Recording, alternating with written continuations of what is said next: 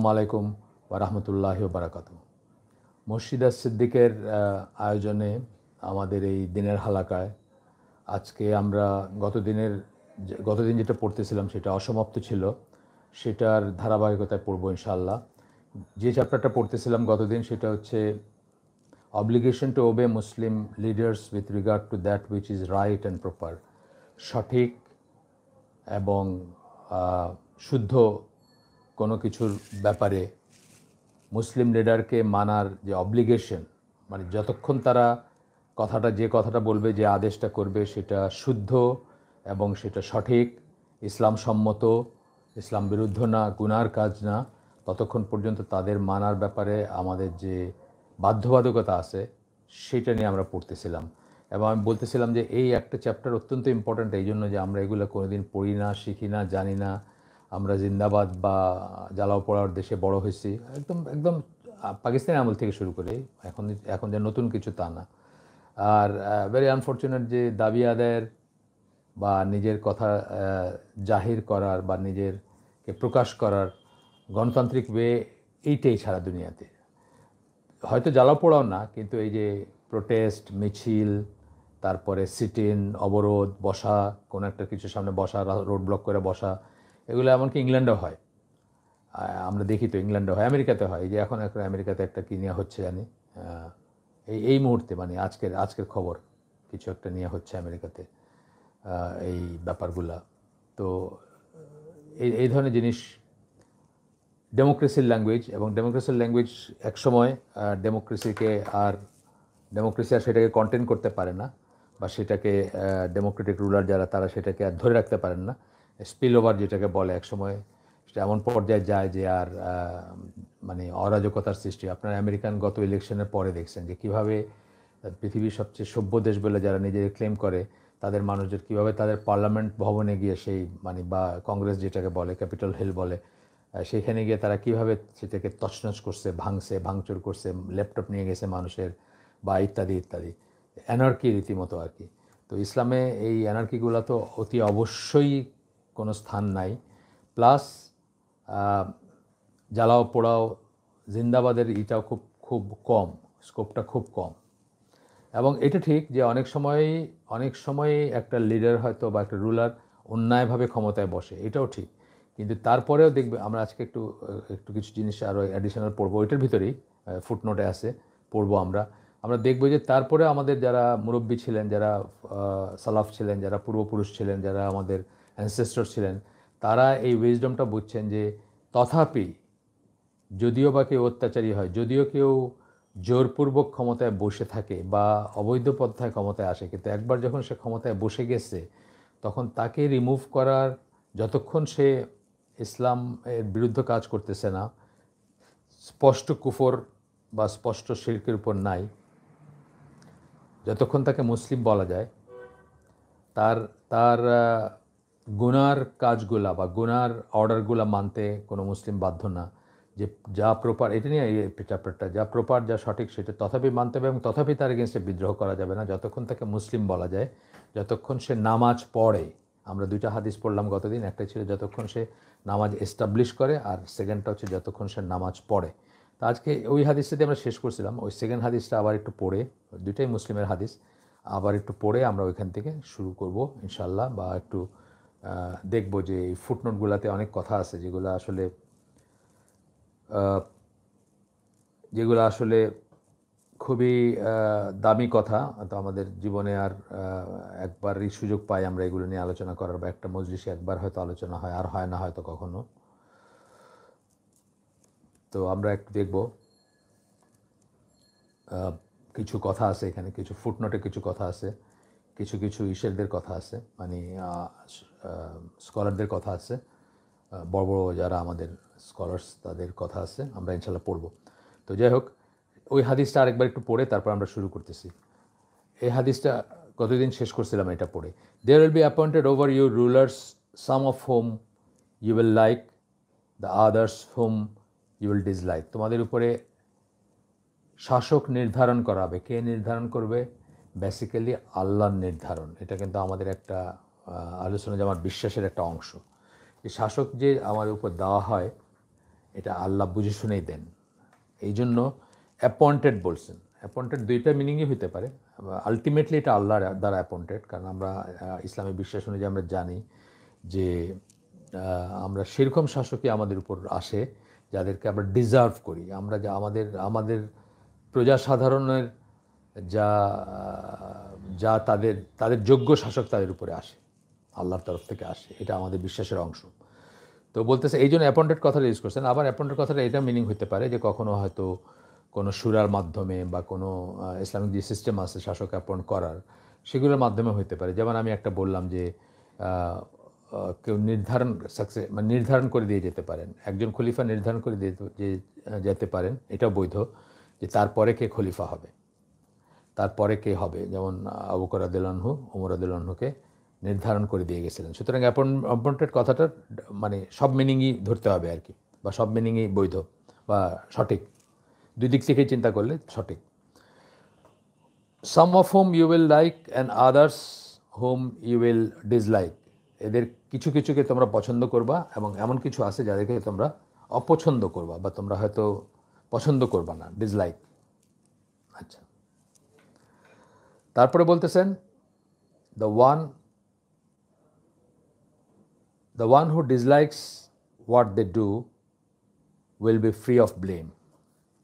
আচ্ছা, এখানে আগের হাদিসটা থেকে এটা একটু অন্য লাইনের, যে যখন তারা, সেন্সটা এটা যে যখন তারা ইসলাম বিরুদ্ধ কিছু করবে, কোনো গুনার কাজ করবে, কোনো গুনার আইন প্রণয়ন করবে বা আইন পাশ বা আইন বলবৎ করবে, বা তারা নিজেরা কিছু করবে অথবা একটা জিনিস চালু করবে। যেমন আইয়ুব খান এই দেশে হিলা বিয়ে চালু করছিল, আপনারা জানেন, যে ডিভোর্স হয়ে গেলে আবার ওই মিথ্যা একটা বিয়ে পড়ে আরেকজনের সাথে কন্ডিশনাল বিয়ে পড়ে তারপরে হিলা করে আবার এই করা, এটা ইসলামে গর্হিত গুনার কাজ ধরা হয়। এই হিলার সিস্টেমটা মানে একটা নাটক সাজায় বিয়ে করা, একজনের সাথে বিয়ে দেওয়া, তাকে বলা যে ভাই তুমি কিন্তু মানে আমার ওয়াইফকে কিছু করো না, তারপরে পরদিন সকালে বা একদিন গেলে তারপরে তাদেরকে আবার ডিভোর্স করলো, আবার ফার্স্ট পার্সন যে সে বিয়ে করলো, এটা হিলা বিয়ে বলে। এটা চালু করছিল আইয়ুব খান। এটা অত্যন্ত গুনার কাজ। আজকাল বাংলাদেশে এটা করা হয়ে থাকে, বা অন্যান্য দেশে, পাকিস্তান তো নিশ্চয়ই করা হয়, কারণ তাদের দেশেই এটা, মানে পাকিস্তানের সময় এটা চালু হয়েছিল। তো এই ধরনের জিনিস। তো বলতেছেন the one who dislikes what they do will be free of blame.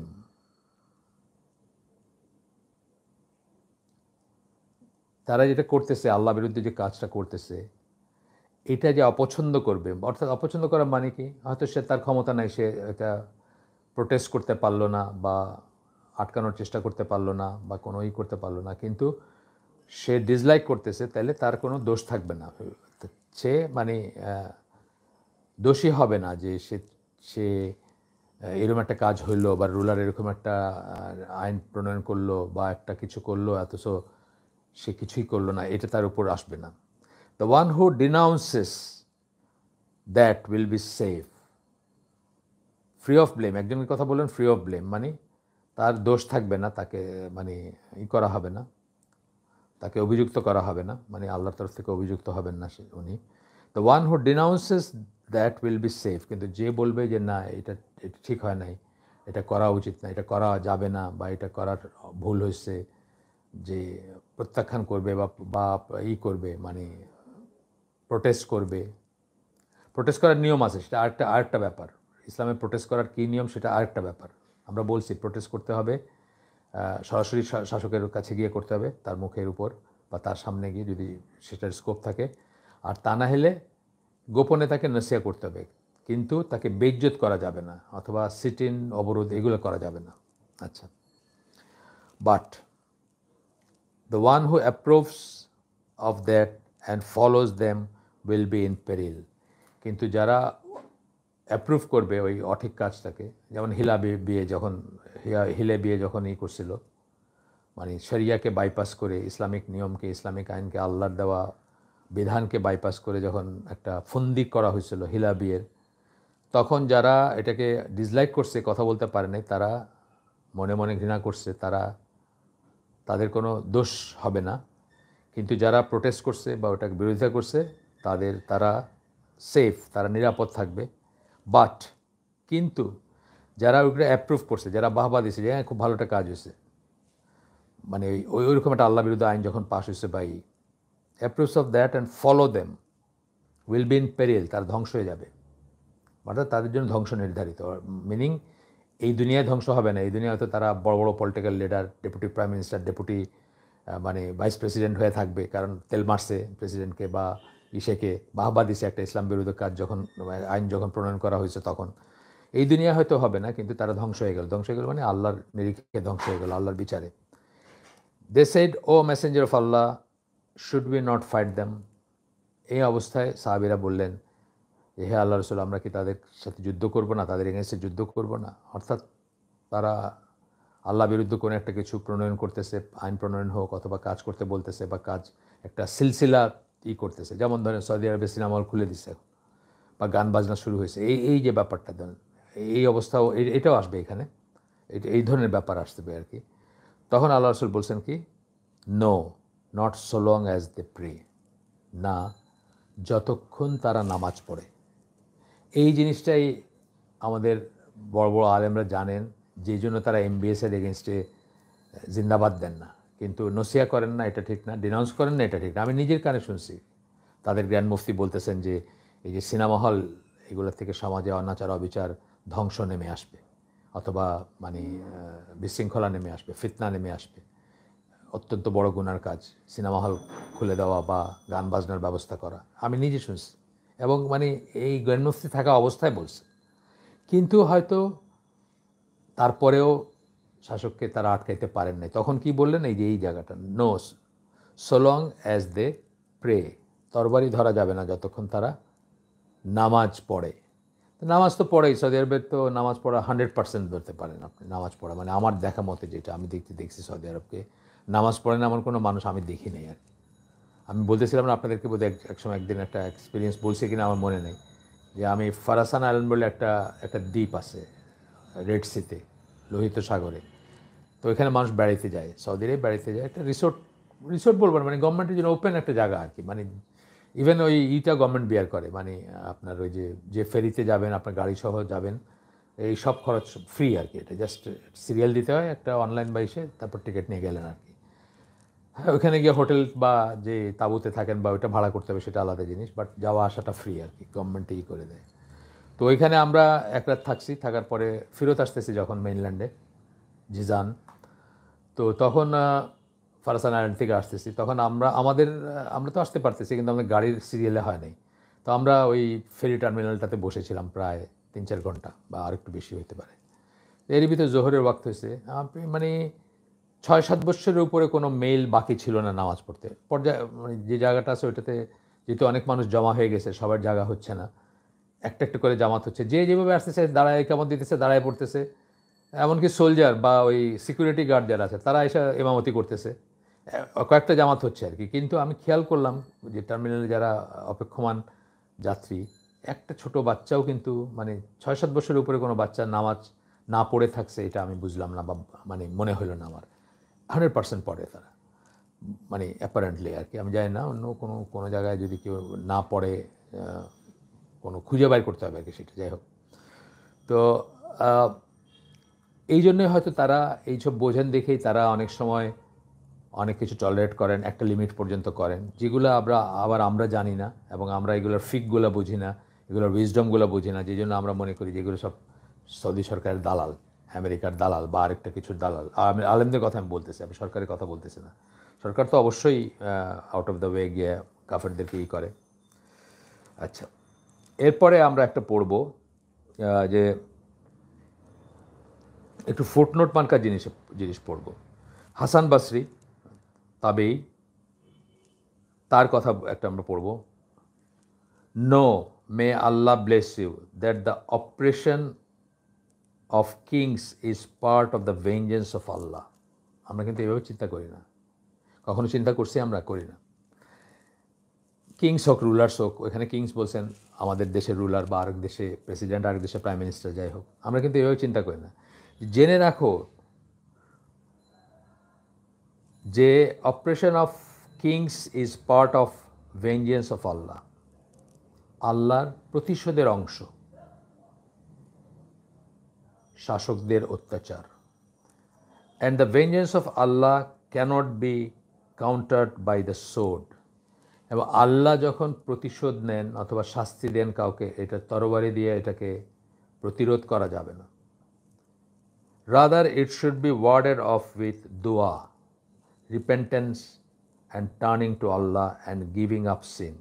4টা জিনিস বলছেন। দোয়া করবেন আল্লাহ যেন এই জালিম শাসকের হাত থেকে আমাদেরকে মুক্ত করেন, বা যে কাউকে মুক্ত করেন, যে কোনো দেশে যেখানে যেটা করবে আর কি। জালিম বলতে শুধু সৌদি আরবে হয়তো গণসাধারণের জন্য হয়তো MBS জালিম না, তার কারণ হচ্ছে গণসাধারণের তো খুব ভালোই আছে, কিছু আসে যায় না, বরং উল্টাটাই, নতুন নতুন সিনেমা দেখতেছে, নতুন নতুন গান গাইতেছে, গান শুনতেছে। সো জালিম বলতে কি শুধু 2 ঘা লাগাইলেই জালিম না, জালিমের অনেক বড় একটা মিনিং। জালিমের মিনিং হচ্ছে যে অঠিক কাজ যে করে। জুলুমের অনেক বড় ওয়াইডের একটা মিনিং। জুলুমের প্রথম মিনিংটা হচ্ছে, বা ডিকশনারিগত মিনিং হচ্ছে অঠিক কাজ করে। যে জিনিসটা যে জায়গায় থাকার কথা সেই জিনিসটা প্রপার প্লেসে না থাকাই হলো জুলুম। আমি আপনাদেরকে বলছি, আগেও বলছি বা অনেক সময় বলি, যে ধরেন টয়লেটের বদনাটা আপনার ড্রয়িং রুমের টেবিলের উপর থাকা, এটা জুলুম, মানে এটাকে জুলুম বলবে, মানে ভাষাগতভাবে। অথবা ড্রয়িং রুমের ফুলদানিটা টয়লেটে যাওয়া, এটাও জুলুম বলবে। এই থেকে শুরু হলো, এবং সবচেয়ে বড় জুলুম কি? শিরক। এর মাঝে ওয়াইড রেঞ্জের অঠিক কাজ আছে। তো বলতেছেন কি করে যাবে? দোয়া করে যাইতে হবে, দোয়া করতে হবে, রিপেন্টেন্স, নিজের তবা করতে হবে। জুলুম করতেছে কিন্তু শাসক, তবা করতেছেন আপনি। কেন? ওই যে বললেন যে আল্লাহর নির্ধারণ, আল্লাহর শাস্তি, আল্লাহর তরফ থেকে এটা আসছে উপরে, এই বিশ্বাস থেকে বলতেছেন। এটা ইসলামী বিশ্বাস কিন্তু, যে আমাদের হোয়াট উই ডিজার্ভ সেই হিসাবে আল্লাহ আমাদের উপরে শাসক বসান। আচ্ছা, তারপরে টার্নিং টু আল্লাহ, এটা হলো তওবা। রিপেন্টেন্স ও তওবা, আর টার্নিং টু আল্লাহ মানে তওবার লিটারাল মিনিং হচ্ছে মুখ ঘোরানো বা কারো দিকে ফেরা বা কোনো দিকে ফেরা, লিটারাল মিনিং। আর রিপেন্টেন্স ইস্তেগফার, তওবা ইস্তেগফার দুইটা বললেন হয়তো আর কি। যাই হোক, turning to Allah and giving up sin, এবং গুনাহ ছেড়ে দেয়া, এইটা হচ্ছে অত্যাচারী শাসক সরানোর বা তার থেকে মুক্তি লাভের উপায়। এই একটাও কিন্তু আমাদের কাছে, আমাদের সেকুলার ফুটিংয়ে অথবা আমাদের দি ইসলামাইজড যে মন মানসিকতা, যে ব্রেইন হয়ে গেছে আমাদের, ইসলাম বিহীন মুসলিম আমরা হয়ে গেছি, এখানে একটাকেও আমাদের কাছে, এই যে সাজেশনগুলো দিলেন হাসান বসরি, এগুলো একটাকেও মনে হবে যে এগুলো সব দুর্বল মানুষের কথা, দুর্বলতার কথা, দুর্বল যারা তারা এইসব কথা বলে। আমরা এটা সেটেল করে ফেলবো ওই দিয়া, বন্দুক দিয়া বা অন্য কিছু দিয়ে। অথচ এটাই ইসলামের সালাফ যারা, আমাদের পূর্বপুরুষ যারা, আমাদের মুরব্বী যারা, যাদের অনুসরণ আমরা করতে চাই বা যাদের মতো আমরা হইতে চাই, আহলুস সুন্নাহ ওয়াল জামা বলতে যাদের পথ ও পন্থাকে আমরা বুঝি, তাদের এটাই বুঝ ছিল। If the vengeance of Allah is countered with sword, then that makes the matter worse. তরবারিতে যদি আল্লাহর শাস্তি অথবা আল্লাহর প্রতিশোধকে কাউন্টার করা, মানে ফেস করা, প্রতিরোধ করা বা মুখোমুখি হওয়ার চেষ্টা করা হয়, তাহলে এটা আরও খারাপ হবে যা ছিল তার চেয়ে। It is said that Al Hasan hard a man praying against Hajjaj, Hajjaj মানে হাজ্জাজ বিন ইউসুফ, তার এগেনস্টে একজন মানুষকে দোয়া করতে শুনছেন। এগেইনস্টে মানে তাকে কার্স করা, অভিশাপ দেওয়া বা এই ধরনের কিছু। অ্যান্ড হি সেড, এবং শুনে উনি বলছেন, হাসান বসরি বলতেছেন, do not do that, may Allah have mercy on you, আল্লাহ তোমাকে দয়া করুন, করুণা করুন, এটা করো না, মানে ইসেকে কার্স করো না বা শাসকের এগেনস্টে দোয়া করো না। We fear that if Al Hajjaj is remove, যদি হাজ্জাজকে সরায় দেওয়া হয়, হাজ্জাজ বিন ইউসুফ অত্যন্ত অত্যাচারী গভর্নর ছিলেন মদিনার, তাকে যদি সরায় দেওয়া হয়, monkeys and pigs may be appointed on you, বানর এবং শূকরকে তোমাদের উপর বসায় দেওয়া হবে। যাই হোক, আদাব আল হাসান আল বসরি বাই ইবনুল জাওজির একটা বই থেকে বা একটা লেখার থেকে, কাজ থেকে কোট করছেন, পেজ 119। এটা আপনাদের জন্য রেলেভেন্ট না, ওই বই কোনোদিন পাবেন কিনা এটা কোনো না। আচ্ছা, তাইলে আমরা অনেক কিছু শিখলাম এখানে। মানে হাজ্জাজ বিন ইউসুফ কিন্তু নাম করা অত্যাচারী শাসক ছিলেন, অনেক সাহাবী এবং তাবেঈকে হত্যা করছেন উনি। তারপরেও কিন্তু এইটা ছিল আমাদের ওয়াইজ যারা, আমাদের সালাফদের ভিতর যারা জ্ঞানী, যারা আলিম, যারা ওয়াইজ, হাসান বসরির নাম তো আপনারা জানেন, তাদের কথা কিন্তু। এখন আসেন ইমাম নওয়াবীর কথা আসতেছে। Sincerity towards the leader of the Muslim means cooperating with him with regard to the truth. নাসিহার কথা বলতেছেন, শাসকের প্রতি নাসিহা। নাসিহার একটা মিনিং হচ্ছে সিনসিয়ারিটি। শাসকের প্রতি নসিহা বলতে কি বোঝায়, এইটা এক্সপ্লেন করতে গিয়ে বলতেছেন। এই সহি মুসলিমের আপনারা জানেন যে ইবন হাজার আল আসকালানী যেভাবে ফাতুল বারি করছেন সহি বুখারীর এই এক্সপ্লেনেশন, ইমাম নওয়াবীর সহি মুসলিমের এক্সপ্লেনেশনটা খুবই ফেমাস এবং খুবই ভ্যালিউড। তো উনি বলতেছেন যে শাসকের প্রতি নসিহা কথাটা আমরা অনেক সময় বলি, নসিহা কার প্রতি? আল্লাহর প্রতি, মানে নিজের প্রতি অনেক রকম বলি না। নসিহার একটা হাদিস আছে। নসিহার মিনিং অ্যাকচুয়ালি ওখানে কি করা হয়, ওখানে মানে আল্লাহর প্রতি যখন বলা হয় সিনসিয়ারিটি কথাটা বলা হয়, বা এমনিতেও সিনসিয়ারিটি কথাটা বলা হয়। সিনসিয়ারিটিটা একটা মিনিং নসিহার। তো sincerity towards the leader of the Muslims means cooperating with them with regard to the truth.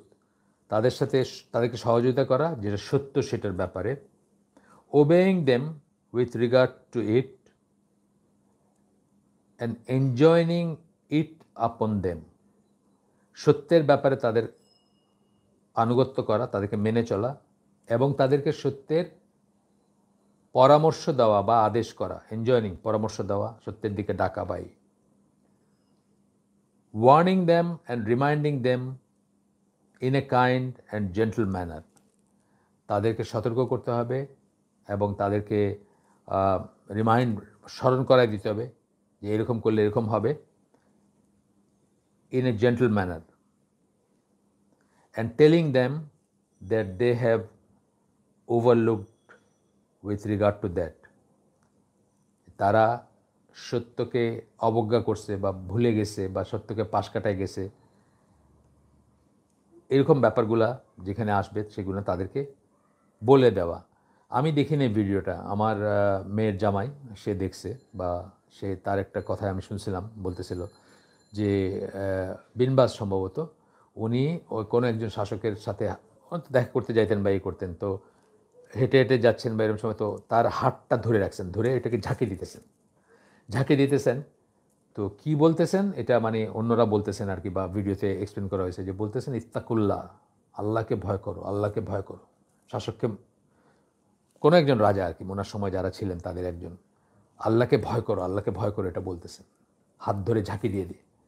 তো এইভাবে করতে হবে নসিহা। তার এগেনস্টে দেয়ালে চিকা মাইরা বা ফেসবুকে তার চরিত্র হরণ করে গালিগালাজ করে তার, এইটা কোনো ওয়ে না আর কি। এটা কোনো ওয়ে না, এটা কোনো ইসলামিক ওয়ে না। এটা হচ্ছে সহি মুসলিম পার্ট 2 পেজ 241। আমরা এই ধরনের আরও কিছু জিনিস পড়বো একটু, কারণ অনেক সময় এগুলোর ভিতরে একটা ট্রেজার থাকে অনেক। যেটা বললাম যে এই হালাকাটা, এই সাবজেক্টটা আমাদের আর আপনার কম্বিনেশনে আমার সারা জীবনে আর নাও হইতে পারে। আমি তো আমার জীবনটা আমি বেশি দূর দেখি না, কিন্তু আপনাদের যারা ইয়াং তারাও হয়তো সারা জীবনে আর কোনোদিন এই আলোচনাটা, এই লাইনের আলোচনা শোনার তৌফিক নাও হইতে পারে। তো সেই জন্য আমরা যখন একটা সুযোগ পাই, আমরা তাড়াহুড়ো করে না গিয়ে একটু বুঝে শুনে সব কিছু শুনে যাওয়া ভালো। It should be noted that if a person becomes a খলিফা and the people unite around him and approve him, কোনো একজন মানুষ যদি খলিফা হয়ে যায়, মানুষরা তাকে এন্ডোর্স করলো বা বায়াত নিল বা তাকে অ্যাপ্রুভ করলো, or if he seizes power by force, অথবা যদি সে জোর করেও ক্ষমতা দখল করে, এরকম ইসলামের ইতিহাসে আছে জোর করে ক্ষমতা দখল করার নজির, যাই হোক, বা এখনও হয়, অনেক সময় কু করে না, যদিও কুটা খুবই অপছন্দনীয় ইসলামে, কুদেতা মেন্টালিটি ইসলামে খুব অপছন্দনীয়, কিন্তু তারপরে ধরেন করে ফেলছে, কোয়েরের ক্ষমতায় চলে গেছে। সিসির কথা ধরেন, সিসির কথা ধরেন, একটা পপুলার গভর্নমেন্ট ছিল, তাকে সরাই দিয়ে সে বসে গেছে, যে কারণেই হোক, যেভাবেই হোক। আচ্ছা,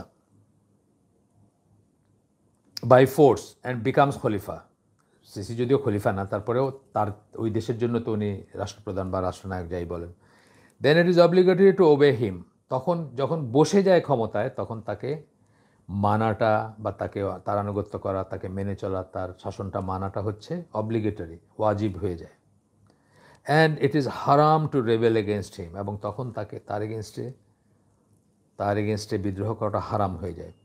ইমাম Ahmad said, whoever seizes power by force and becomes খলিফা, ইমাম আহমদ বিন হাম্বল বলেন, যে কেউ যদি সে জোর করে ক্ষমতা দখল করে এবং খলিফা হয়েই যায়। আপনি জানেন যে ইমাম আহমদের সময় যারা খলিফা ছিলেন তারা অত্যন্ত অপছন্দনীয় কাজ করছেন, কুফর পর্যায়ের কাজ করছেন। তথাপি কাজটাকে কুফর বললেও তাদেরকে কাফের বলে ডেনাউন্স করেন না ইমাম আহমদ বিন হাম্বল, এবং সেই খলিফাকেই আমির মানছেন, ইমাম মানছেন, ইনেসেন্স মানে শাসক হিসাবে। তাকেই জিহাদ, তার আন্ডারেই জিহাদ এবং নামাজ এবং হজ ইত্যাদি করাটাকে বৈধ মনে করছেন। And is called Amirul Mu'minin. It is not permissible for anyone who believes in Allah and the last day. এবং whoever seizes মানে তাকে ক্ষমতা পাওয়ার বাই ফোর্স, জোর করে সে ক্ষমতা দখল করে ফেলছে এবং খলিফা হয়ে গেছে এবং তাকে আমিরুল মুমিনিন বলা হয়, তাহলে এটা জায়েজ নাই, মানে সে টিকে গেছে আর কি। ওইটা হয় অনেক সময় চেষ্টা করে মানুষ কিন্তু টিকতে পারে না। অনেক সময় দেখেন একটা ওই যে এখন কোন দেশে চলতে, গিনি বোধহয় চলতেছে, ওয়েস্ট আফ্রিকান দেশে, গিনি তো বোধহয়, হ্যাঁ, গত 2 দিনের খবর, করে করছে। এখন সময় কি হয়, একটা একটা একটা চলতে থাকে, কয়েকদিন পরে বোঝা যায় যে এরা কি টিকতে পারলো কি পারলো না, কাউন্টার চলতে থাকে। হ্যাঁ, তা আমাদের দেশে এরকম হয়েছে অতীতে। তারপরে একটা সময় দেখা গেল যে টিকে গেছে বা প্রতিষ্ঠিত তার জায়গায়। তখন বলতেছেন যদি হয়েই যায় আমিরুল মুমিনিন, মানে এটা অবশ্য মুসলিম উম্মার খলিফার কথা বলা হচ্ছে, স্মলার স্কেলে দেশের বেলায় এটা প্রযোজ্য হবে। It is not permissible for anyone who believes in Allah in the last day, যারা আল্লাহ এবং আখিরাতে বিশ্বাস করে এমন যে কেউ, এমন কারোর জন্য এটা বৈধ না, এটা পারমিসিবল না, to spend one night without অ্যাকনোলেজিং him as a leader. একটা রাত্রি যাপন করা উচিত না তাকে নেতা মানা ছাড়া। অর্থাৎ এক রাত থাকে কেন, মানে আপনি তাহলে আনুগত্য থেকে সরে গেলেন, খলিফার আনুগত্য থেকে সরে গেলেন সেই সেন্সে। Whether he is righteous or an evil doer, যদি সে সালিহ হয় তাহলেও সালেহিন বা সালেহ যেটাকে আমরা বলি,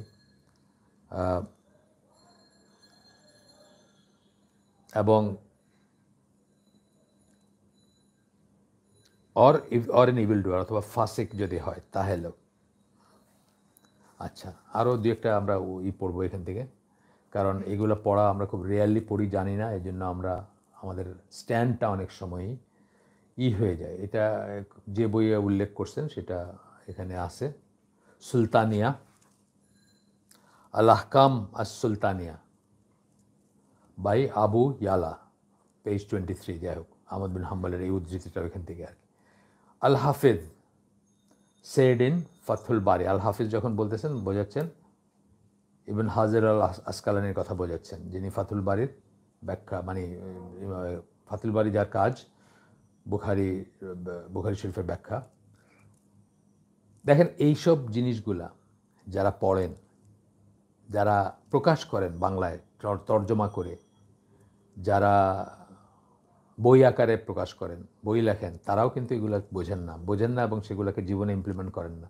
তারাও দেখবেন জিন্দাবাদ দেওয়ার সময় ভেঙে ফেলো, নামায় ফেলো, সরায় ফেলো গদির থেকে, এই সমস্ত কথাগুলো ব্যবহার করেন। অনেক আছেন, কারণ বাংলাদেশে 81টা ইসলামিক দল ছিল, আমি জানি না এখন কটা আছে। এবং মোস্ট অফ দ্য ইসলামিক দল কী চায়, যে কোনো মূল্যে ক্ষমতায় যাইতে চায়, তাই না? মোস্ট অফ দোজ ইসলামিক দল যে কোনো মূল্যে ক্ষমতায় যাইতে চায়, এটা অ্যানার্কি হোক, জ্বালাও পোড়াও হোক, রাস্তা অবরোধ হোক, বিল্ডিং ভাঙা হোক, গুলিগালাজ হোক, যাই হোক। আচ্ছা, তো ফুকাহা, তো উনি বলতেছেন, ইবন হাজার আল আসকালানি বলতেছেন, তো ফুকাহা তার কাছে যারা ফুকাহা, মানে তার চেয়ে সিনিয়র যারা, তার চেয়ে আগের যারা, বা তারা আর unanimously agreed that it is obligatory to obey the ruler who seizes power by force. সবাই একেবারে এক্সেপশন ছাড়া একমত, মানে যাদের যে সমস্ত ফিকশাস্ত্রবিদের কথা ম্যাটার করে। বাংলাদেশে 2 বছর ইফতা পড়ে ফকি বা মুফতি লেখা ফিকশাস্ত্রবিদের কথা আমরা বলতেছি না। আমরা যখন আমাদের ট্র্যাডিশনাল বা আলোচনা জামার ফিকশাস্ত্রবিদ বা মুজতাহিদ আলেমদের কথা বলতেছি, তারা জীবন যাদের এই পথে ব্যয় হয়ে গেছে এবং তারা যারা ফতোয়া যারা দেন, আল্লাহ তাআলা এই কথাটা ফিকহুন বা ইয়াফকাহুন এই কথাগুলা ব্যবহার করছেন, কিন্তু কোরআনে আসছে এই কথাগুলা। ফিক মানে হায়েস্ট লেভেলের আন্ডারস্ট্যান্ডিং যাদের হবে, মানে অন্য সকল ডিসিপ্লিনের তার পড়াশোনা আছে। উনি কিন্তু সৌদি আরবে দেখবেন যারা জাজ হন, যারা হন, তারা অনেক বড় স্কলার। সৌদি আরবে যারা জাজ হন তারা ইসলামের অনেক বড় স্কলার। তারা লিঙ্কন সিনে ব্যারিস্টারি পড়ে আসেন না, কিন্তু ইসলামের লাইনে সকল ডিসিপ্লিন জানেন তারা। যে জন্য তারা যখন কাজী হিসাবে একটা, যেমন ধরেন সালাল বুদায়ের মদিনার খতিব, উনি কিন্তু জাজও, তখন তারা দেন, তখন তারা আল্লাহকে ভয় করেন বা আল্লাহর কথা চিন্তা করে একটা জাজমেন্ট দেন। আল্লাহর চোখের সামনে আসেন তারা, এই সেন্সটা তাদের ভিতরে কাজ করে এবং সেইভাবে তারা আল্লাহকে ভয় করে একটা জাজমেন্ট দেন বা করেন। যাই হোক, তো বলতেছেন যে ফুকাহা আর ইউনানিমাসলি, মানে তাদের এর ভিতরে সবাই ঐক্যমত্যের ভিত্তিতে তারা agreed that it is obligatory, যে এটা হচ্ছে ওয়াজিব, to obey the ruler who seizes power by force and to engage in jihad with him, against him বলেন না, কিন্তু তাকে খলিফা মানতে হবে, তাকে করতে হবে, তাকে তার আনুগত্য করতে হবে এবং তার সাথে মিলে তার পক্ষ হয়ে জিহাদে অংশগ্রহণ করতে হবে। যদি কোনো জিহাদ থাকে তখন সে যদি জিহাদে অংশগ্রহণ করে, ওই সাধারণত কী হয় দেখেন, আফগানিস্তানে কী হইতেছে, আফগানিস্তানে একটা পক্ষ আসছে, তারা নিজেদেরকে শাসক যেভাবে আসছে সেটা আরেকটা কথা, আমরা তো দেখলামই, জোর করে সিজেস পাওয়ার বলতেছেন এখানে, কিন্তু পট করে কী হলো, আরেক পক্ষ লিবারেশন কইরা ওই তাদের কাছে যুদ্ধ করতে শুরু করেছে, তাই না? এই জিনিসটা যেন না হয়, রক্তক্ষয় যেন না হয়। এখানে লস কাদের হবে? খালি life life life life and life, রক্ত রক্ত রক্ত এবং রক্ত। এক্ষেত্রে এই পথে কোনো শান্তি আসবে না। এই জন্য বলতেছেন যে তার সাথে জিহাদ করতে হবে, তার এগেনস্টে বলেন নাই, কিন্তু জোর করে পাওয়ার নিচে ধরেন। ফর এক্সাম্পল, আমরা ধরে নিলাম যে তালেবানরা আফগানিস্তানের অনেক মানুষের ইচ্ছার বিরুদ্ধে জোর করে ক্ষমতা দখল করছে, তারপরেও তাদের এগেনস্টে দাঁড়ানোটা জায়েজ না। কিন্তু আমরা কি দেখতেছি, তাদের এগেনস্টে দাঁড়াচ্ছে একটা গ্রুপ, সব মানে জোনাল, ব্যক্তিগত ইন্টারেস্ট, ইম্পর্টেন্স পাওয়া, নেতৃত্ব পাওয়া, হ্যাঁ, ভাগাভাগি করা, হালুয়া রুটির ভাগ করা, এবং তাদেরকে বাইরের ইন্ডিয়া সহ সব বাইরের লোকরা তাদেরকে ইন্ধন যোগাচ্ছে যে তারা যেন তালেবানদেরকে মানি না বলে। এই একদম জাস্ট একদম চোখের সামনে উদাহরণ। অথচ এটা আমরা তালেবানকে পছন্দ করবো এমন কোনো কথা নাই, এগ্রি করবো এমন কোনো কথা নাই, তারা বৈধভাবে আসছে এমনও কোনো কথা নাই, জোর করেই ধরেন পাওয়ারে চলে আসছে। কিন্তু তারপরেও ইসলামিক নর্মস হচ্ছে তাদেরকে মেনে নেয়া, তাদের সাথে থাকা। এমনকি যদি আপনি তাদের বিরোধিতা করেও থাকেন বা বিরোধী হন,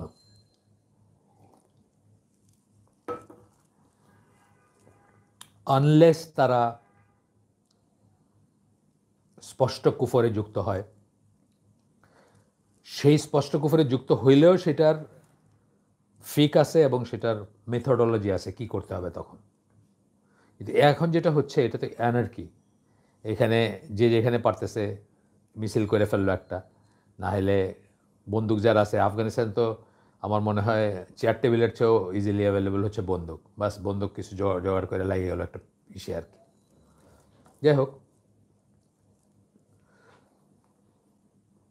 আমরা যদি ধরেও নেই যে এই ক্ষমতায় আসাটা তালেবানদের জোর করে আসছে, এটা যদি ধরেও নেই জোর করে আসছে, ধরেন কেউ যদি বলে যে মানে এইখানে সেই কথাই বলতেছেন বাই ফোর্স,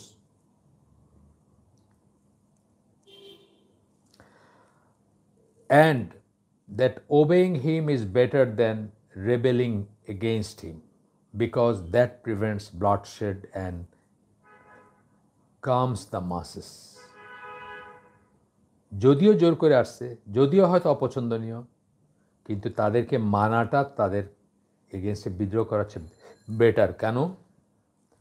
সেটা রক্তক্ষরণ বন্ধ করে, রক্তপাত বন্ধ করে, অ্যান্ড কামস দ্য মাসেস, এবং মাস পিপল যারা তারা ঠান্ডা হয় বা ঠান্ডা হয়ে আসে। আচ্ছা, এটা ভলিউম 13 পেজ 9 থেকে বললেন ফাথুল বারির। এরপরটা হচ্ছে ইবন তাইমিয়ার রহিমাহুল্লাহ তার থেকে, really is there rebellion against a ruler that does not result in more evil than good. খুব রেয়ারলি পাওয়া যাবে যে একজন শাসকের এগেনস্টে কেউ বিদ্রোহ করে দ্যাট ডাজ নট, মানে বিদ্রোহ করার পরে এমন অবস্থা হয় নাই যে এটা আগের চেয়েও খারাপ হয়েছে। মানে বলতেছেন যে সবসময়, মানে খুব রেয়ার ছাড়া, এক্সেপশন ছাড়া দেখা গেছে যে ভালোর চেয়ে খারাপই হয়েছে। এই হচ্ছে কথাটা। আবার পড়ি, really is there a rebellion against ruler that does not result in more evil than good. তার মানে মোর ইভিল রেজাল্ট করে।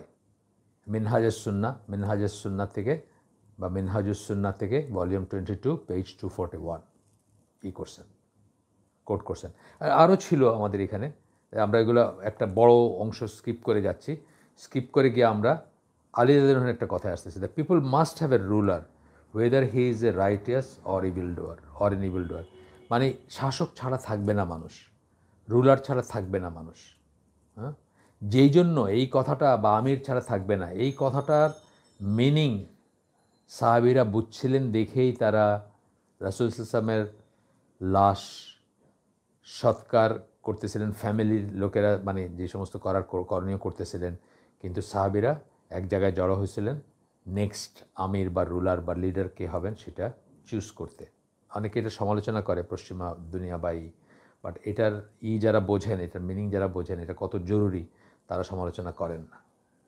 আর আবু বকর রাদিয়াল্লাহু আনহু রাসূলের স্টেটমেন্টেই হচ্ছে দুনিয়াতে সবচেয়ে কাউকে বেশি ভালোবাসেন আয়েশা রাদিয়াল্লাহু আনহাকে, দেন কে?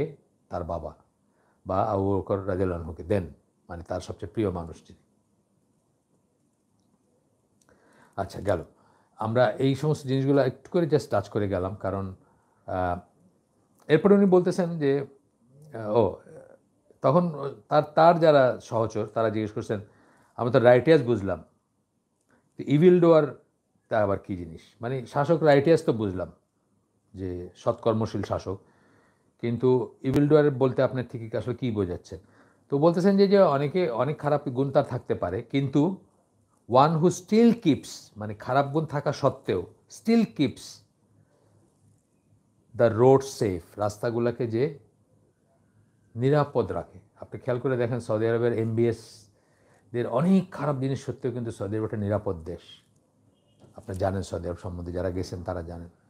রাতে 3টার সময় আপনি যান কোথাও, একদম মিডল অফ ডেজার্ট, আপনি একা একটা গাড়িতে আছেন অথবা আপনার ওয়াইফ নিয়ে আপনি একটা গাড়িতে আছেন, আপনার অন্য কিছু মনে হতে পারে যে কেউ চোখে ঘুম নিয়ে গাড়ি চালাইতেছে কিনা বা অন্য কিছু, কিন্তু আপনারা ধইরা ডাকাতি করবে, চুরি করবে বা মানে রেপের কোনো ব্যাপার, এগুলো কল্পনাই করা যায় না সৌদি আরবে।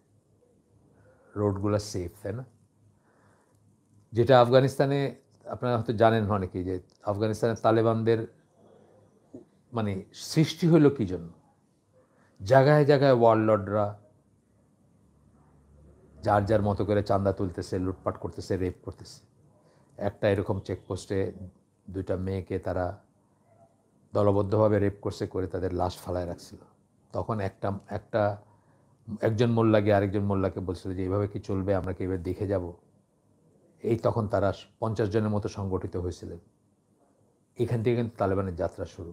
আজকে তালেবানকে মেয়েদের রাইটের এগেইনস্টে, মানে মেয়েদের উপরে কি সাংঘাতিক ক্রাইম করতেছে, এটা করতেছে, ওটা করতেছে, এইভাবে চিত্রায়িত করা হচ্ছে। অথচ এটা তালেবানের মানে সূচনাই হয়েছে মেয়েদের উপর জুলুমটার বন্ধ করতে, সেটার এবং ফার্স্ট কাজটা তারা ওইটাই করছেন। ওই লোকটাকে জাস্টিসে নিয়ে আসছেন, যে ওয়ারলর্ড ওই কাজগুলো করছিল বা যার নেতৃত্বে ওই কাজগুলো করা হয়েছিল। যাই হোক, বলতেছেন one who still keeps the road safe, সে ফাসিক, অনেক গুনার কাজ করে, কিন্তু তবুও রাস্তাগুলোকে সেফ রাখে, যেটা ধরেন এমবিএসের বেলা অ্যাপ্লিকেবল হবে হয়তো, মানে যারা তার বিরুদ্ধে করে তাদের জন্য বলতেছি।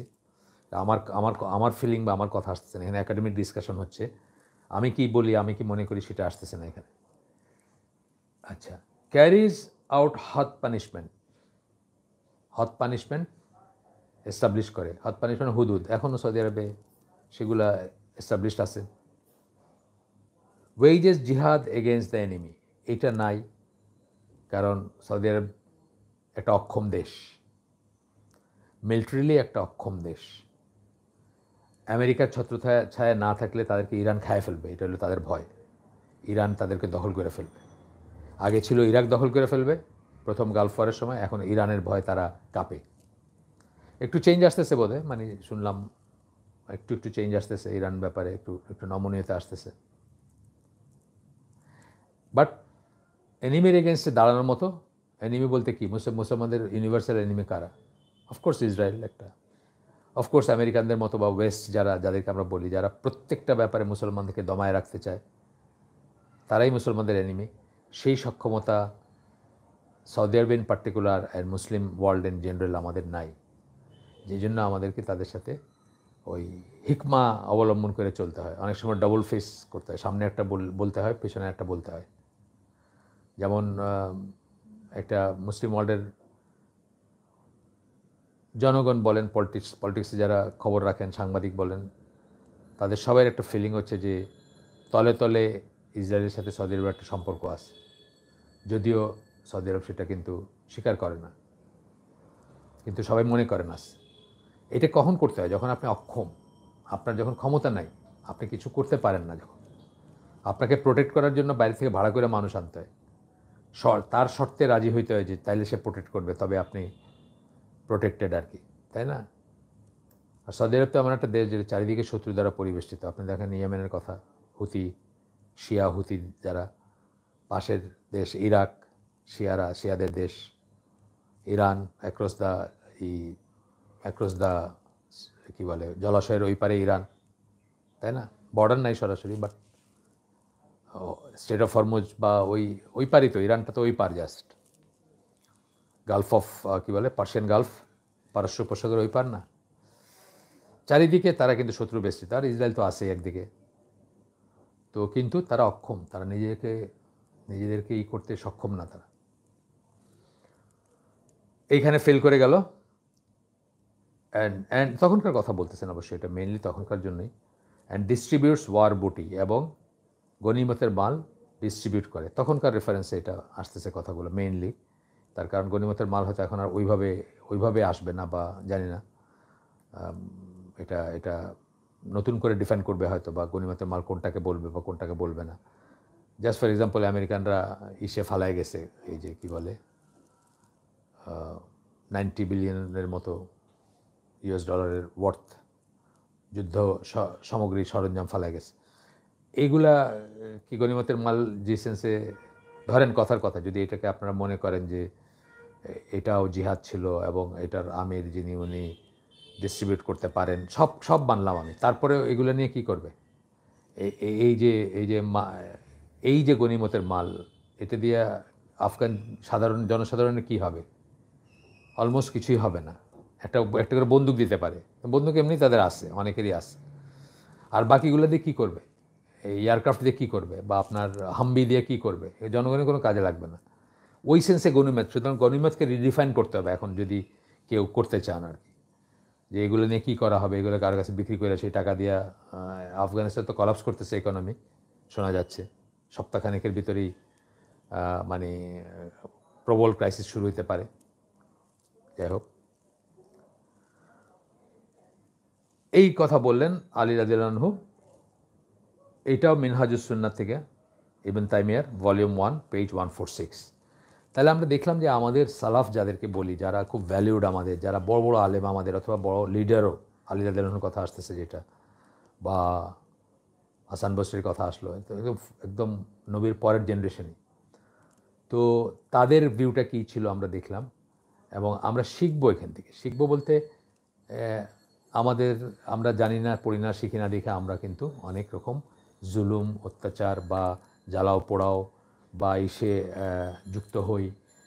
আমরা আসলে কি কখনো দেখি, চিন্তা করে যে কোনো একটা অ্যাকশন আমাদের, বা কোনো একটা স্টেপ কি আসলে ইসলাম সম্মত কিনা, শরীয়ত সম্মত কিনা, এগুলো চিন্তা করি না আমরা।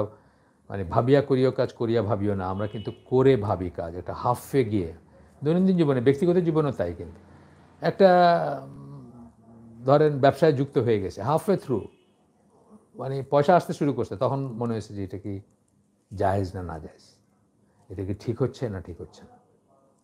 কালকে একজন বলতেছেন যে উনি চাকরি করতেন, এখন আর চাকরি করবেন না, উনি ইন্ডাস্ট্রিয়াল স্পেয়ার পার্টস সাপ্লাই করেন। তো এই ব্যবসাতে নিজে একটা কিছু করার চেষ্টা করতেছেন, তার কাছে এত এত পয়সা আছে, আর এত এত পয়সা হলে আরও ভালো করে একটা করতে আমার কোনো বুদ্ধিশুদ্ধি দিতে পারি কিনা। তো আমি তাকে পয়লাই বললাম, ইন্ডাস্ট্রিয়াল স্পেয়ার পার্টস যখন বললেন, তার মানে এগুলো তো কতগুলো ইন্ডাস্ট্রির কাছে আপনি সেল করবেন। তো আমি তো জানি যে এখন বাংলাদেশের ব্যবসা এত দুর্বৃত্তায়ন হয়েছে যে আপনি যদি কমিশন না দেন তাহলে আপনি কারো কাছে পার্টস বিক্রি করা খুব ডিফিকাল্ট হবে, এক্সেপশনাল কেস ছাড়া আর কি।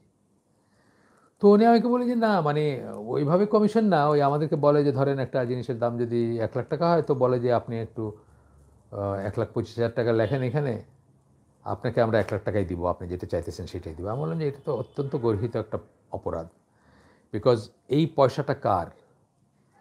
এই যে 1,25,000 টাকা খরচ হচ্ছে, এই পয়সাটা কার? এই পয়সাটা হচ্ছে একজন মালিকের। সেই মালিকের অজান্তে যদি এই ডিলটা করা হয়, অতি অবশ্যই এটা হারাম হবে। আপনি একটা মিথ্যা কথা লিখতেছেন, 1 নাম্বার। 2 নাম্বার হচ্ছে আপনি তার এমপ্লয়িকে চুরি করার সুযোগ করে দিচ্ছেন, তাকে ঠকানোর সুযোগ করে দিচ্ছেন। হ্যাঁ, কতগুলো কমিশন যায়, যে কমিশনগুলো আপনার ধরেন আপনি একটা প্রপার্টি কারো বিক্রি করে দিবেন, আপনি আগেই বললেন যে এটার উপর 0.25% আমাকে দিবেন আমি যখন বিক্রি করে দিব, এবং আপনি প্রপার প্রাইস দিয়ে প্রপার বায়ারের কাছে বিক্রি করছেন।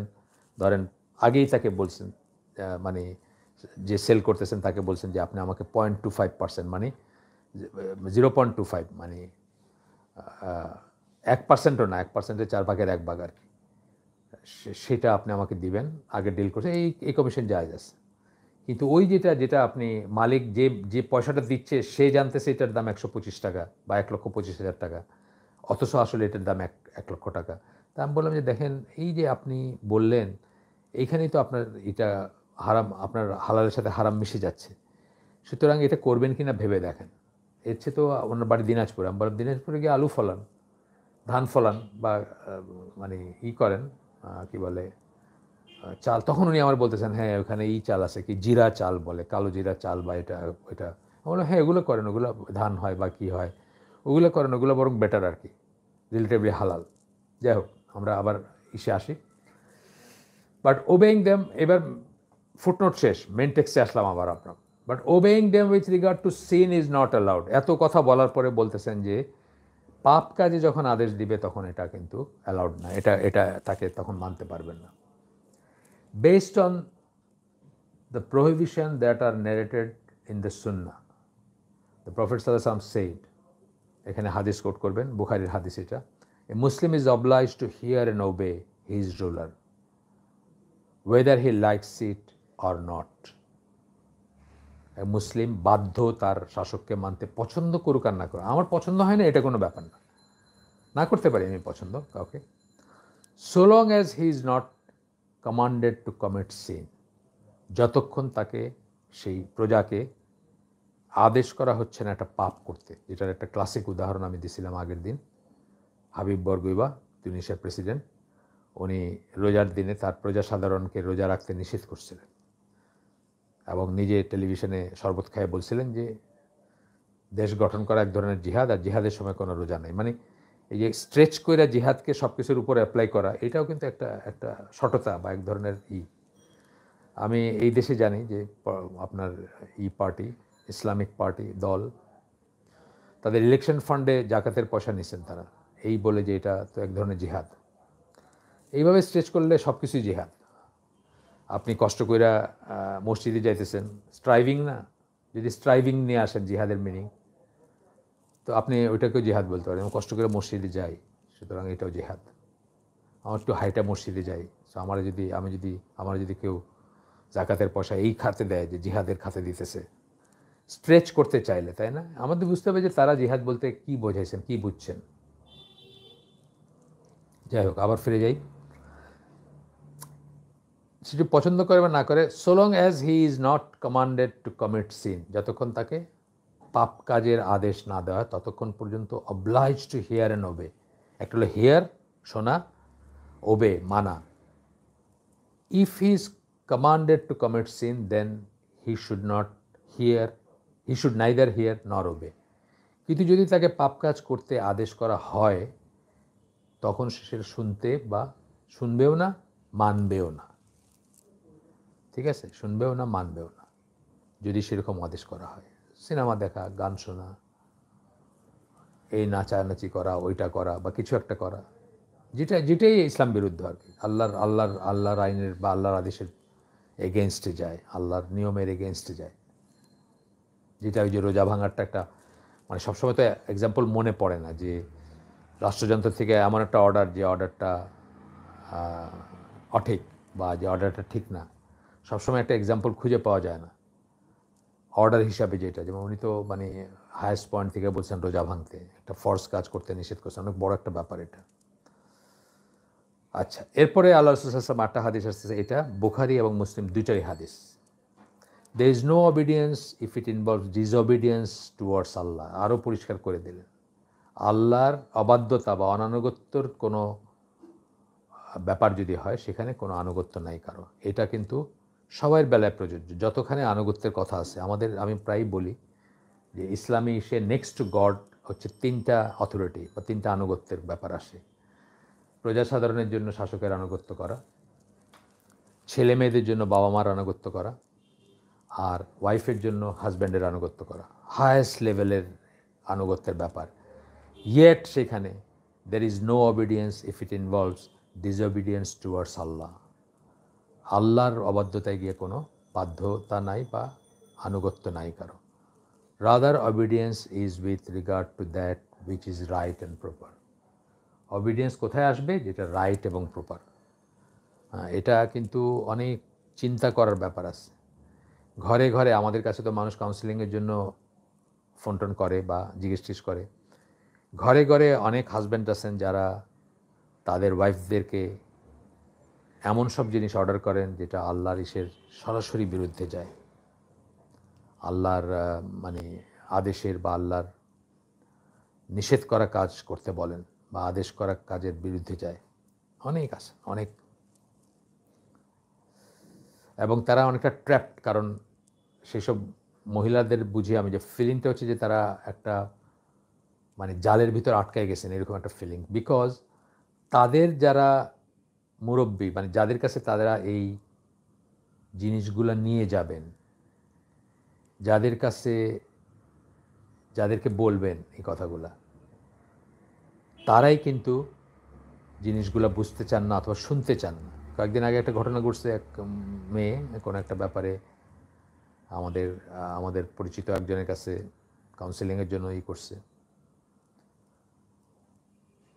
অত্যন্ত গর্হিত একটা ব্যাপার, তার হাজব্যান্ড তার কাছে ডিমান্ড করতেছে, কিন্তু সে নিজের মাকে যখন কথাটা বলতে স্টার্ট করতে চাইছে তখন মা ভাই আমি কিছু শুনতে চাই না, আমার এসব বলবা না, অর্থাৎ যেমনে পারো থাকো। মা হয়তো কল্পনাও করেন না যে ব্যাপারটা এই পর্যায়ে, কিন্তু ওই মেয়েটার দুনিয়াতে বলার জায়গা কিন্তু বাপ এবং মা, বিশেষ করে বাপ তো ওয়ালি। এই ব্যাপারটা এতই গর্হিত এবং জঘন্য যে এটা অবশ্যই বাপকে বলা উচিত। বাপকে হয়তো লজ্জায় বলতে পারে না, মাকে বলতে গেছে, মা স্ট্রেট মানে স্টার্ট করতেই তাকে শার্ট আউট করে দিছেন। তো এভাবেই কিন্তু অনেক সময় আল্লাহ বিরুদ্ধ বা আল্লাহর আদেশের বাইরে গিয়েও আমাদের ভিতর অনেকে কিছু একটার সাথে সহাবস্থান করতে বাধ্য হন, যদিও হওয়া উচিত না, সাহস করে সেটার এগেন্স্টে দাঁড়ানো উচিত। The ruler has to fear Allah with regard to the people under his rule. এখন অন্য পার্টটা আসছে, কারণ চোরান আসলে ধর্মের কাহিনী, এই জন্য ওই করাপ্ট রুলারগুলারকে এগুলো শোনানো অনেক মুশকিল বা তাদের কাছে পৌঁছানো মুশকিল। কারণ তারা যদি গুনাহগার হয় বা ধ্বংসের জন্য মানে তাকে ওখানে বসানোই হয়েছে, ধ্বংস হবে সে সেই জন্য, তাহলে তার কাছে কোনো মানে সৎ উপদেশ সে কানে নেয় না, until he meets or he or she meets his or her end আর কি। পরিণতি আসা পর্যন্ত সে কিছুতেই পিপিলিকার ডানা গজায় মরিবার তরে আসে না, সে আর শুনবে না, কোনো ভালো কথা শুনে না। এরকম আমরা অনেক অনেক অনেক ইনস্টেন্স জানি যে পরামর্শ দিচ্ছে, ভালো পরামর্শ দিচ্ছে, পরামর্শের জন্য ভালো মানুষ আছে, কিন্তু ওইগুলো শুনবে না, ওই ধ্বংসের পথ যেটা সেটাই শুনবে, সেটাই করবে। যাই হোক, এখন আসছেন রুলারের ব্যাপারে কিছু কথা বলবেন। এগুলো করে আমরা শেষ করে দেবো ইনশাআল্লাহ। The ruler has to fear Allah with regard to the people under his rule. একজন রুলারের আন্ডারে যারা আছে, তার শাসিত যারা, তাদের ব্যাপারে আল্লাহকে তার ভয় করা উচিত। He should realize that he is only a hired worker whom Allah has appointed over the ummah to look after them, to serve the religion. সে একটা ভাড়া করা ইসের মতো, যাকে আল্লাহ অ্যাপয়েন্টমেন্ট দিছেন উম্মার উপরে তাদের দেখাশোনা করার জন্য, টু সার্ভ দ্য রিলিজিয়ান। এইভাবেই ওমর রাদিয়াল্লাহু আনহু বা খোলাফায়ে রাশিদিন যারা, তারা নিজেদেরকে দেখতেন, তারা নিজেদেরকে কেয়ারটেকার হিসেবে দেখতেন, আল্লাহ কর্তৃক অ্যাপয়েন্টেড কেয়ারটেকার, এবং নিজেদেরকে কোনো রকম গ্রেটনেস ফিল করতেন না যে তারা খলিফা সেই হিসাবে। দেখছে অগণিত ঘটনা আছে। মানে একটা বর্মনীয় কেসে ইহুদি জিতে গেছে, মিথ্যা বলে জিতে গেছে কোর্টে, আলী রাদিয়াল্লাহু আনহু খলিফা থাকা অবস্থায় তার এগেনস্টে। তো এরকম অনেক ঘটনা আছে। মিথ্যা বলছে, মানে তার মিথ্যা কথাটা, মানে কথা মিথ্যা বলছে এবং যুক্তি প্রমাণে তারটা বেশি মনে হয়েছে, কাজেই ও তার পক্ষে রায় দিচ্ছেন। অথচ আলী রাদিয়াল্লাহু আনহু জানে, সেও বলছে পরে যে আমি মিথ্যা বলছি। To serve the religion and শরিয়া অফ আল্লাহ, দিনের খেদমত করার জন্য, আল্লাহ শরিয়া করার জন্য, অ্যান্ড ক্যারি আউট হাত পানিশমেন্ট। এটা কিন্তু পায়ে ঘুরে ফিরে আসতেছে। মানে খলিফার একটা মেজর রেসপন্সিবিলিটি হচ্ছে আল্লাহর কর্তৃক নির্ধারিত পানিশমেন্টগুলো ইমপ্লিমেন্ট করা, যেটার জন্য এখন সৌদি আরবকে বর্বর বলে আমেরিকানরা বা সারা দুনিয়ার মানুষ। কিন্তু এটা করতেই হবে যদি আপনি শাসন ক্ষমতায় থাকেন, যদি ইসলামিক দেশ হয় আর কি, বা আপনি যদি বলেন যে আপনি শরিয়া কমপ্লায়েন্ট দেশ, আপনার শরিয়া আপনার কনস্টিটিউশন, সেই ক্ষেত্রে আর কি। On common folk and elite alike, সাধারণ মানুষের উপর এবং এলিট যারা উচ্চস্তরের মানুষ, সবার উপরে একই ধরনের করে শরিয়ার ল ইমপ্লিমেন্ট করতে হবে। He must strive to protect the উম্মা, their religion, their blood, their wealth. এই উম্মাকে তারা সুরক্ষা করবেন, কারা শাসকরা, এগুলো তাদের রেসপন্সিবিলিটি বলা হচ্ছে। দেয়ার রিলিজিয়ান, দিনকে করবেন। দেয়ার ব্লাড, তাদের রক্ত, অর্থাৎ তাদের উপরে কেউ যেন আক্রমণ না করে। দেয়ার ব্লাড, যে জন্য আমি ওই হামাসের অ্যাকশনের বিরোধিতা করি, যে 200 কতজন মানুষ মারা গেছে, তাদেরকে প্রোটেক্ট করতে পারে নাই, আর ওই মিসাইল মাইরা ইসরায়েলের কিছু হয় নাই, বা ইসরায়েলের 1:10ও না, মানে 10 ভাগের 1 ভাগও ক্ষতি হয় না ইসরায়েলের। 10 ভাগের 1 ভাগ কেন, মানে কোনো প্রপোর্শনই নাই। মানে গাজা তো একদম রিবিল্ড করতে হবে, অত 50 বছর লাগবে রিবিল্ড করতে। দেয়ার ওয়েলথ, তাদের সম্পদ। দেয়ার অনার, তাদের সম্মান। দেয়ার ইন্টারেস্ট, তাদের যেটাতে ইন্টারেস্ট মানে তাদের কল্যাণ বা তাদের যেখানে আগ্রহ, তাদের যেসব সহায় সম্পত্তি, বিজনেস সব কিছু আসবে। দেয়ার সিকিউরিটি, আমানা, সিকিউরিটির ভিতরে প্রাণ আসবে, বিল্ডিং ভাঙা আসবে, সব কিছু আসবে। Their affairs, their conduct. He should not take revenge for himself, এবং সে যেন কখনো রিভেঞ্জ না নেয়, প্রতিশোধ না নেয় নিজের জন্য, নিজের ব্যাপারে প্রতিশোধ নেবে না, মানে পার্সোনাল ইসে নেবে না। আপনার আল্লাহ রাসূল সাল্লাল্লাহু আলাইহি ওয়াসাল্লামের লাইফটা দেখেন।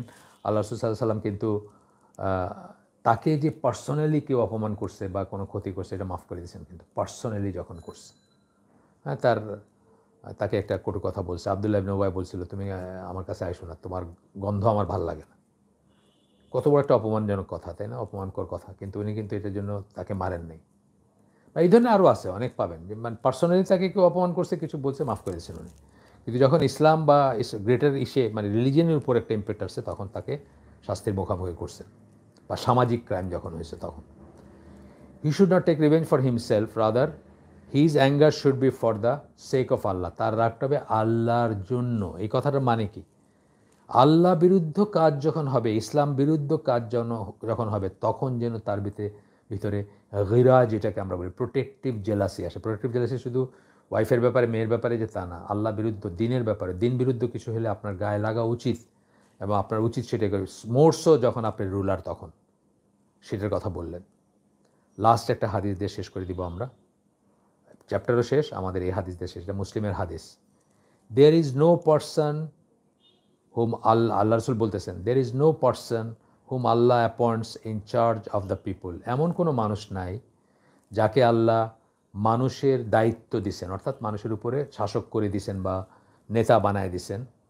And he dies when he is betraying his people, এবং সে মারা গেল কী অবস্থায়? সে তার মানুষজনের সাথে বিশ্বাসঘাতকতা করল। বাইরে একটা বলল, ভিতরে দেশটারে একখানে বেচে দিচ্ছে। বাইরে বলতেছে বাংলাদেশের স্বার্থে কাজ করতেছে, ভিতরে ভিতরে 8টা দেশের স্বার্থে কাজ করতেছে, এরকম যদি হয় কেসটা, বা বাইরে বলতেছে ইসলামের স্বার্থে কাজ করতেছে, ভিতরে ভিতরে কাফেরদের সাথে হাত মিলাইতেছে, আছে না এরকম দুনিয়ায় অনেক নজির আছে। In charge of the people and he dies when he is betraying his people, এবং সে মারা গেল তার মানুষের সাথে বিশ্বাসঘাতকতা করা অবস্থায়। But Allah will forbid paradise to him, তার জন্য জান্নাত আল্লাহ নিষেধ করে দেবেন। এমন কেউ নাই যে এই কাজগুলো করবে অথচ আল্লাহ তার জন্য জান্নাত নিষেধ করবেন না। অথবা বলতেছেন যে যে কাজটা করবে, যে তার মানুষের সাথে বিশ্বাসঘাতকতা করা অবস্থায় মৃত্যুবরণ করবে, আল্লাহ তাদের জন্য জান্নাত হারাম করে দেবেন। বহু মিডল ইস্টের দেশ আছে যারা মুখে যেটা বলে ভিতরে অন্যটা করে, ভিতরে যেটা বিশ্বাস করে মুখে সেটা বলে না। আমি নিজে পড়ছি, এটা পড়ে শেষ করে দিচ্ছি। মুরাদ হফম্যান বলছেন, উনি তো ডিপ্লোম্যাট ছিলেন, ন্যাটোতে জার্মান অ্যাম্বাসেডার ছিলেন। তো উনি বলছেন যে ওই কাশ্মীরের ব্যাপারে কোথাও বোধহয় কোনো এক সময় একটা স্টেটমেন্ট দিছে কোনো একটা মুসলিম দেশের গভর্নমেন্ট। তারপরে আবার ওই ডিপ্লোম্যাটিক পার্টিতে ওই ইন্ডিয়ান ইসের সাথে ওই দেশের রাষ্ট্রদূত দেখা হয়েছে, তখন সে ইন্ডিয়ান ওই লোককে বলতেছে, রাষ্ট্রদূতকে, যে ভাই আমাদের বলতে হয় তাই কিন্তু আমরা বলছি, আসলে এটা কিন্তু আমরা মিন করি না, তুমি জানো তোমরা আমাদের কত ক্লোজ ফ্রেন্ড, কত বৎসরের ফ্রেন্ড। এই কথাটা আসতেছে, বিট্রেইং দেয়ার পিপল, তাই না? এই ধরনের জিনিসগুলো আসতেছে। আল্লাহ আমাদের তৌফিক দেন, আমরা অনেক জ্ঞানের কথা শুনলাম, যা শুনলাম তার উপর আমল করার। সুবহানাকা আল্লাহুম্মা বিহামদিকা আশহাদু আল্লা ইলাহা ইল্লা আনতা আস্তাগফিরুকা ওয়া আতুবু ইলাইক। আমরা যা শুনলাম তার ভিতরে ভালো কিছু শুনে থাকলে সমস্ত প্রশংসা আল্লাহর, খারাপ কিছু শুনে থাকলে সমস্ত ব্যর্থতা আমার, এবং সেটা শয়তানের তরফ থেকে। আল্লাহ আমাদেরকে তৌফিক দিন যা ভালো শুনলাম তার উপর আমল করার। আসসালামু আলাইকুম ওয়া রাহমাতুল্লাহি ওয়া বারাকাতুহু।